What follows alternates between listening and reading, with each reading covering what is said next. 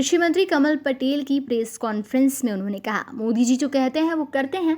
असंभव को भी संभव करने का नाम मोदी है। मोदी जी ने कहा है कि 2022 तक किसान की आय को दोगुना करना है। मोदी जी ने 73 साल बाद गांव में जो मजदूर रहते हैं उन्हें आर्थिक आज़ादी दिलाई। अगर मैं ये कहूँ कि 15 अगस्त 1947 को देश आज़ाद हुआ, लेकिन गांव को आज़ादी दिलाई मोदी जी ने 24 अप्रैल 2020 को, क्योंकि उस दिन प्रधानमंत्री स्वामित्व योजना लागू की गई। देश में कृषि सुधार के लिए कृषि उपज व्यापार और वाणिज्य संवर्धन एवं सरलीकरण विधेयक 2020 तथा कृषि सशक्तिकरण एवं संरक्षण कीमत आश्वासन कृषि सेवा पर करार विधेयक 2020 विधेयक लोकसभा और राज्यसभा में पास हुए। इस विधेयक द्वारा देश के मजबूर किसान को मजबूत बनाने का कार्य किया जाएगा तथा उन्हें आत्मनिर्भर बनाएंगे। इस विधेयक से किसान की आय के द्वार खुलेंगे। अब किसान की आय 2 से 4 गुना हो जाएगी। हमारा गौरव का विषय है कि कृषि मंत्री नरेंद्र सिंह तोमर मध्य प्रदेश के ही हैं। मैं उनको तथा प्रधानमंत्री जी को मध्य प्रदेश के किसानों की ओर से सभी सांसदों को बधाई देता हूं, क्योंकि अब किसान अपनी मर्जी का मालिक होगा।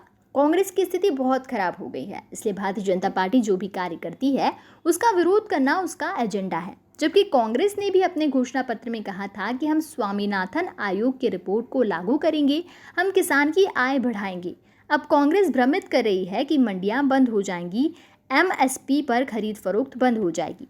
मैं देश के किसान भाइयों से कहना चाहता हूं कि ना तो मंडियां बंद होंगी और ना ही MSP पर खरीदी बंद होगी। समर्थन मूल्य पर सरकार खरीदी करेगी, बल्कि और बढ़ाकर करेगी, क्योंकि हम किसान को और अवसर देना चाहते हैं। और अब किसान के विकास के द्वार खोले हैं आज़ादी के 73 साल बाद। अगर यही काम पहले हो जाता तो आज भारत दुनिया में नंबर 1 होता।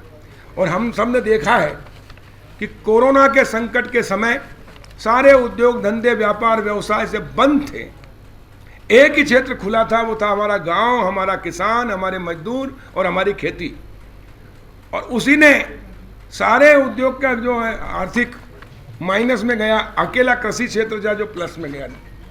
और किसान और मजदूर ही है जिन्होंने अपना पसीना बहाकर इस देश के 130 करोड़ लोगों को दोनों टाइम भोजन, सब्जी और दूध की व्यवस्था की, जिससे लोग जीवित हैं। और इसलिए जीवनदाता अन्नदाता किसान के हित में आज़ादी के बाद ये सबसे बड़ा